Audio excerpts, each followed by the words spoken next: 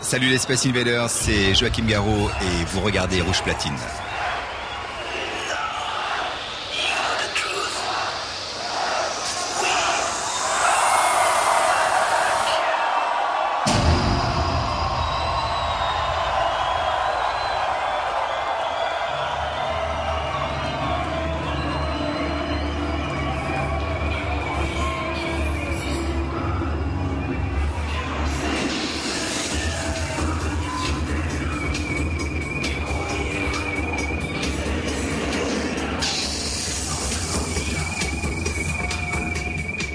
Merci Joachim de nous accorder quelques instants avant de passer sur la scène du Sundance. Avant de passer aux choses sérieuses, tu veux dire? Sérieuses. Fin prêt? Ah ouais, très prêt, ouais. Voilà, alors on a vu sur le programme du Sundance que tu es suisse maintenant. Oui, alors c'est une grande nouvelle que je voulais vous annoncer, donc je me suis nationalisé, le chalet de Johnny c'est le mien maintenant. D'accord. Voilà.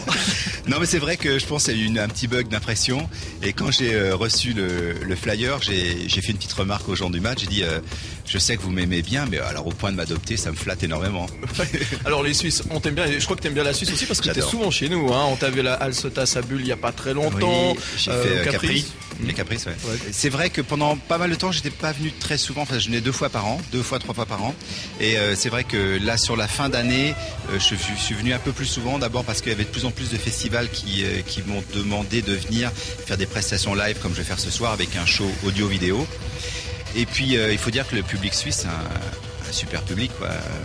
Il y a une culture de la fête, il y a une culture de la musique qui fait que ça fait un public vraiment à part au niveau de l'Europe. Bon, la musique électronique est de plus en plus présente dans les festivals. Oui. Elle se démocratise. Tu penses que c'est de bon augure, ça? Je comprends qu'il y ait du pour et du contre. J'en bénéficie, donc je serais plutôt pour. Après, j'essaye quand je suis sur scène d'être scénique, c'est-à-dire de mettre en scène ma musique. C'est pour ça que je joue accompagné d'un clavier. C'est pour ça que je joue ce soir. Je vais faire un show avec des images qui sont synchronisées, que j'ai développé des choses avec Serato. Bref, que j'ai essayé de mettre en scène. Parce que c'est vrai que quand tu occupes une scène qui fait 20 mètres de large et que juste avant toi, tu as un groupe de rock comme Red Hot Chili Peppers où tu as 5 musiciens qui se défoncent, ça sent la sueur, ils y vont à fond. Quand toi, tu passes derrière et si tu es juste un DJ, enfin juste, c'est pas péjoratif ce que je veux dire, mais si tu es DJ et que tu joues avec un laptop, le nez dans ton laptop en train de cliquer, on a l'impression que tu consultes tes mails. Pour moi, il y a un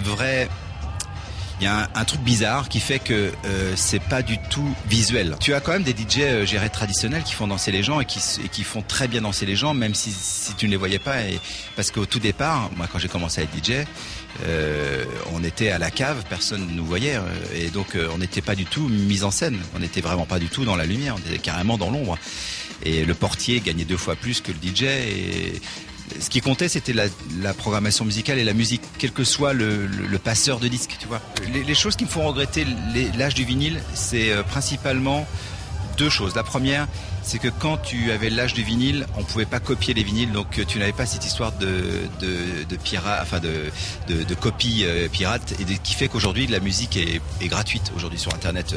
Tu demandes à un jeune qui a 15 ans quand est-ce qu'il a acheté son dernier disque, d'abord il sait même pas ce que c'est un disque, et en plus il va te dire pourquoi la musique ça s'achète. Et puis la deuxième chose qui me dit que c'était une époque un peu meilleure, en tout cas pour ces 2 choses-là, c'est que tu avais justement ce dont je te parlais tout à l'heure, un côté un peu spectaculaire, un peu mise en scène, un peu théâtral du DJ, où tu voyais bien ses mouvements, tu avais ce côté un peu passe-passe, un peu magicien, tu vois. We are back in Sundance. Space Invaders love music, music, music, music, music, music, music, music, music, music, music. J'ai un nouvel album que je défends en ce moment, que je présente au public. C'est un album qui s'appelle Invasion 2011, qui est sorti en début d'année, donc qui n'est plus tout à fait récent, sauf que là je sors des titres au fur et à mesure dans cet album. C'est un album que j'ai fait en collaboration avec des gens comme Roland Clark, qui est un DJ vocaliste américain qui travaille avec Prodigy ou Fatboy Slim.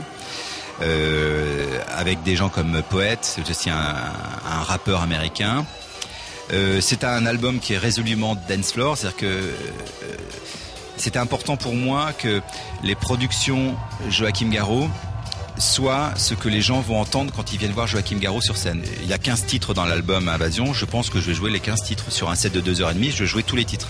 C'était important pour moi d'être fier et de pouvoir revendiquer chaque morceau en disant ça fait partie de mon album, ça fait partie de moi, et quand vous venez me voir sur scène, alors je joue une version différente, j'improvise avec le clavier, mais en tout cas ce sont des titres comme si tu allais voir si tu vas voir U2, tu t'attends à entendre du U2.